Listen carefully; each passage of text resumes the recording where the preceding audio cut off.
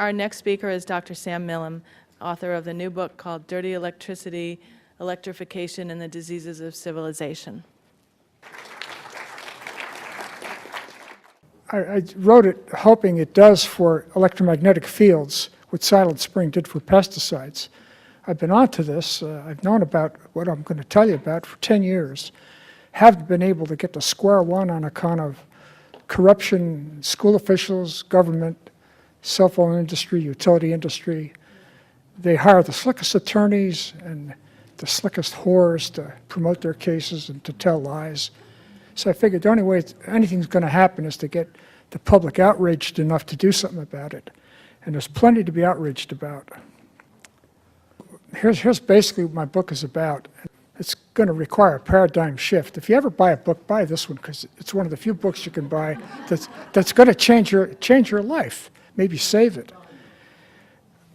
You know, we've heard about lifestyle disease, lifestyle being responsible for diseases. Don't believe it. It's all caused by EMF, and I'll show you that in the next 15 minutes. Basically, I got 15 minutes to cover 50 years of work, so I'll do what I can. And it's not just the cancers, like brain cancer and cell phones. It's all the cancers. It's cardiovascular disease, the major killer. It's diabetes, especially diabetes, and suicide is an EMF disease. There's papers going back 20 years showing that. And what you've heard about, I won't even cover, because I think there's a looming epidemic of morbidity and mortality due to all the recent radio frequency devices. Edison started electrifying New York City in 1882, had 9 generators at the Pearl Street station, one of which survives in the Ford Museum in Dearborn, Michigan. They're huge things called jumbo. And my evidence is that from the day he started sending electricity down the wires, he was killing people. He started with a direct current system, but it was dirty because of the copper brushes on the armature that was doing the generating. And he wrote extensively about terrible problems with arcing and wearing out his commutator on his generators. Anytime you get an arc, you put dirty electricity down the wires. What dirty electricity is, it's high-frequency voltage transients running down every wire in every electrified house and office and building in the world.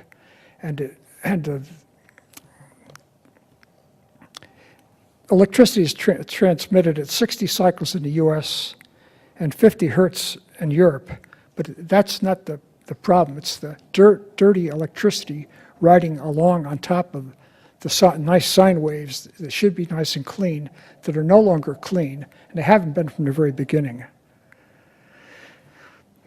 I started working in the early 60s, and this paper caught my eye, Brown and Dahl. Dahl was involved with the lung cancer, cigarette smoking epidemiology.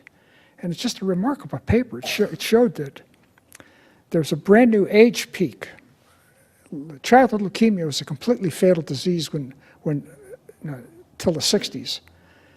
And they noticed that in the UK and England in the 20s and the US in the 30s, that an age peak was coming in at about age 2 through 4. It didn't happen in US blacks until the 60s. It didn't happen in the Japanese until the 60s. And remarkably, you still don't see this age peak in sub-Saharan Africa and places without electricity. And remarkably, again, it's one kind of leukemia. It's common acute lymphoblastic leukemia, the major leukemia of childhood. When I saw that, I said to myself, God, if we could figure out what new has happened to bring this, we can solve it. Well, I solved it, but it took 40 years. And nobody wants to believe it. That's why I wrote the book.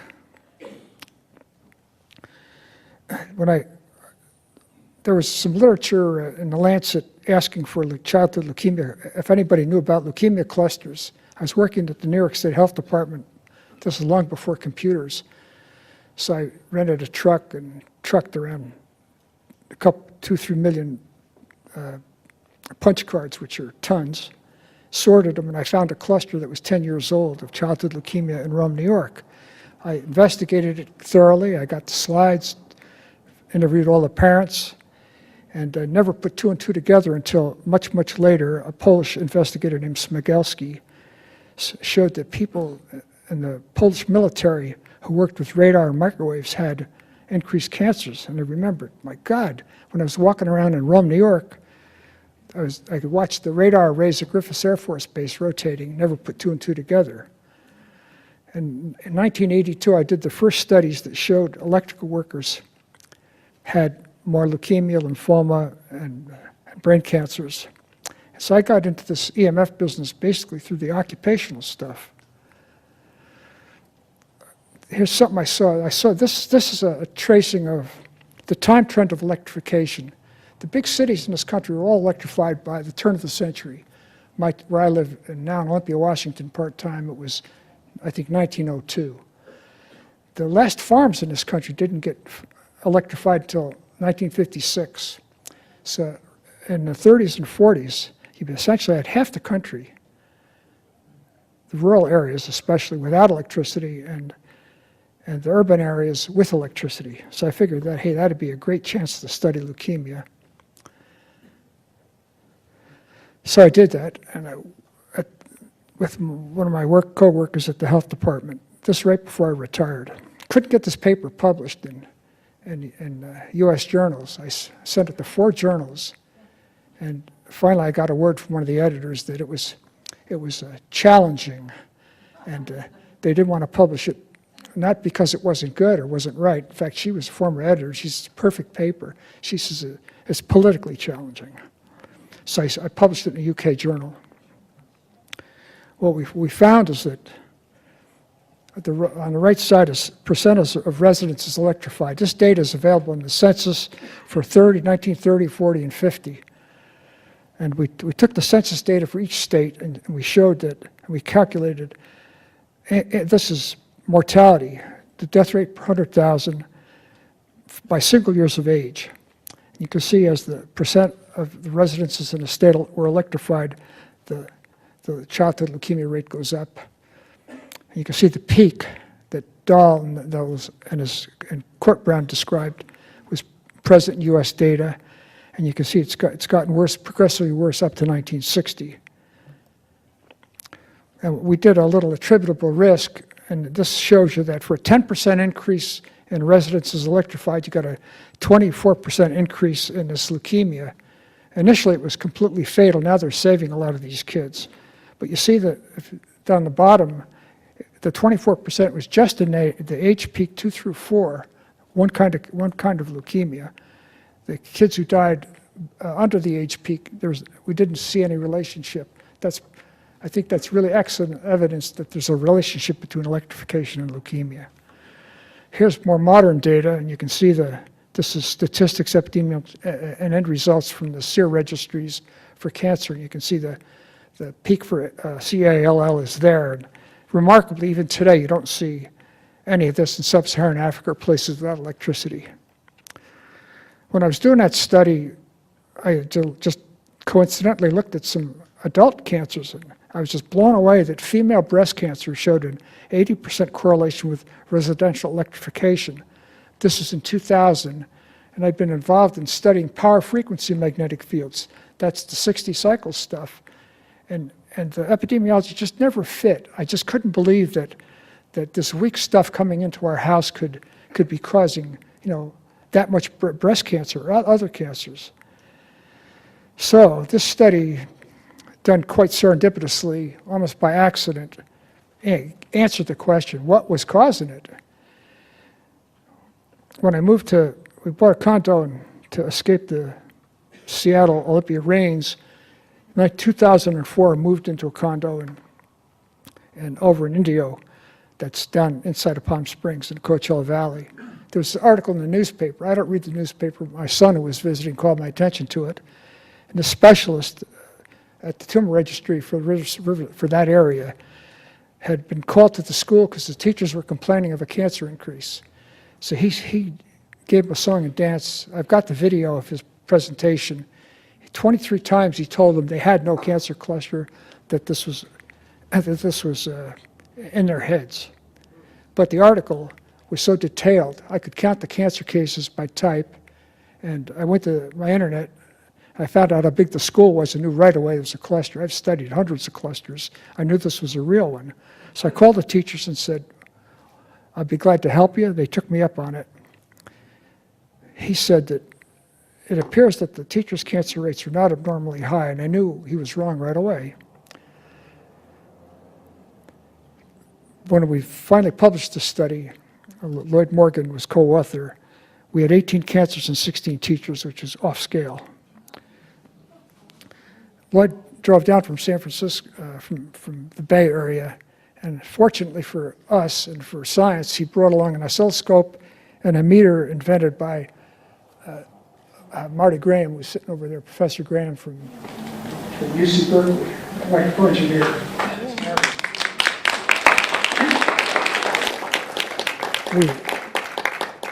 This is a great little meter. You plug it into the outlets, and it tells you how much dirty electricity is there. It's measuring dV/dt, the range of change of voltage over time. It's measuring the high-frequency transients, and his meter measures between 4 and 100 kilohertz. So it's way above the 60-cycle stuff. Now, we didn't make the measurements.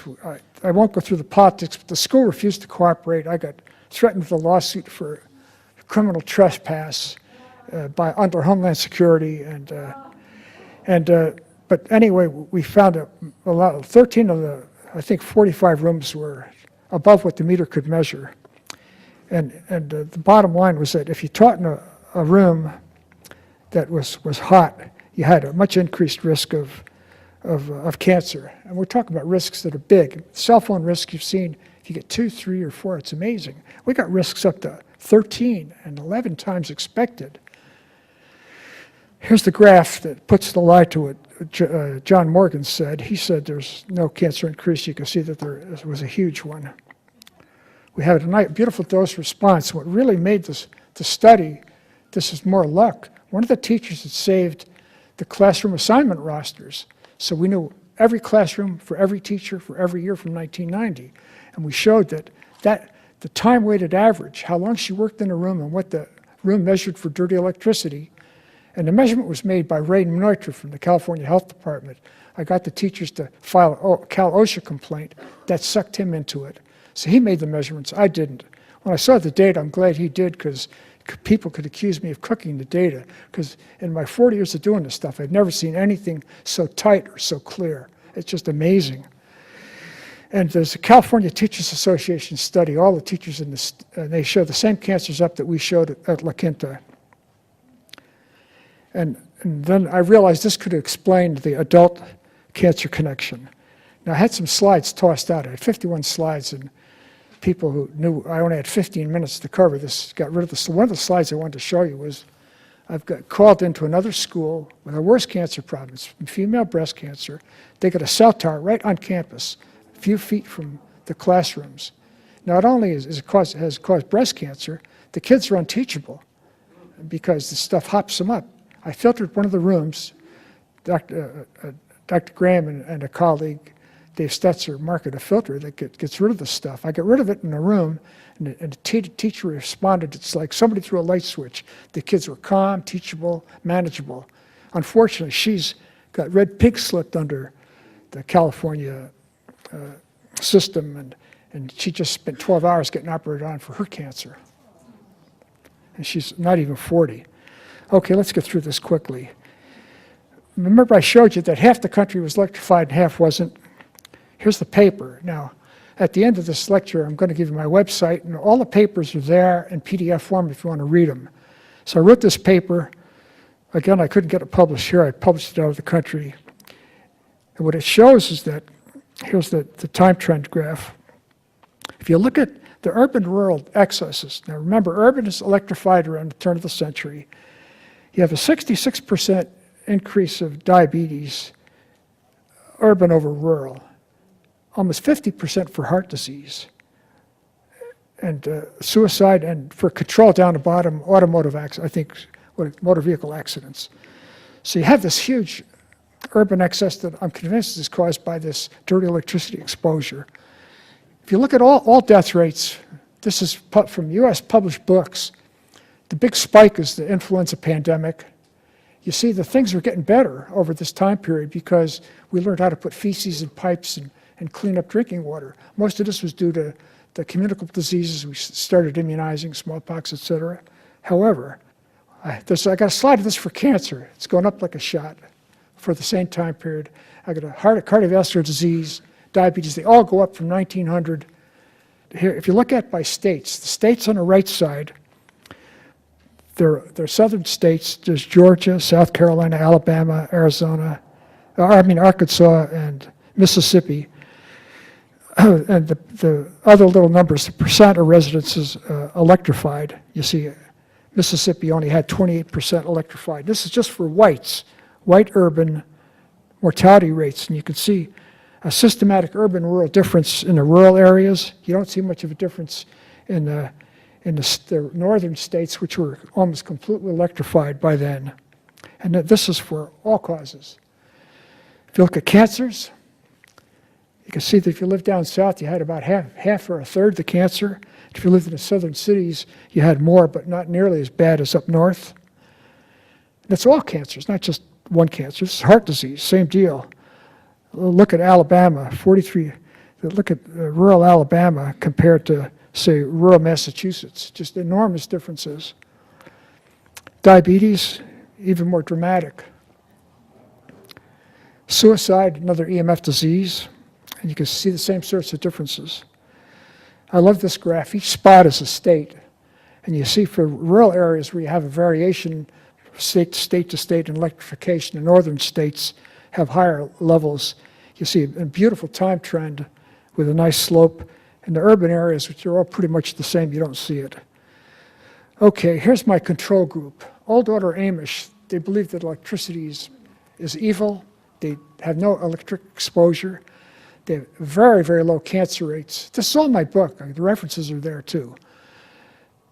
I've talked to the people who studied diabetics, and they say, gee, these people have the same body mass index. They're just as fat. They eat greasy, fat stuff. Yet their type 2 diabetes is 40% of ours. Alzheimer's is very rare in these people, as is suicide. Heart disease rates are low. And I picked this up recently, childhood attention deficit hyperactivity disorder. There's a practice in the Midwest that covers 800 families, Amish families. They've never seen a single case. And they've never seen a case of childhood obesity. Here's my conclusions. So I just got goosed to tell I was getting close to the end here. 1940, urban rates were higher than rural rates for heart disease, malignant diseases, and diabetes. Rural rates are correlated, dramatically correlated. You just don't see correlations like this unless it's real. My conclusion is the 20th century epidemic of the so-called diseases of civilization, they're all caused by electrification, not by lifestyle. And the good news is much of this is preventable, therefore. But I'm kind of worried that another epidemic is coming down the pike on account of all the recent RF stuff we've had. One thing about this is not an elective exposure. If you've got electricity in your house, you're getting exposed. Cell phones are elective. You know, I got one in my pocket. I use it maybe a minute a month if I'm going to be late for a meeting, and that's it. But every office, every building, every house has got this, and all the electric junk we're adding to the system is making the dirty electricity worse. Okay, that's enough. Thank you.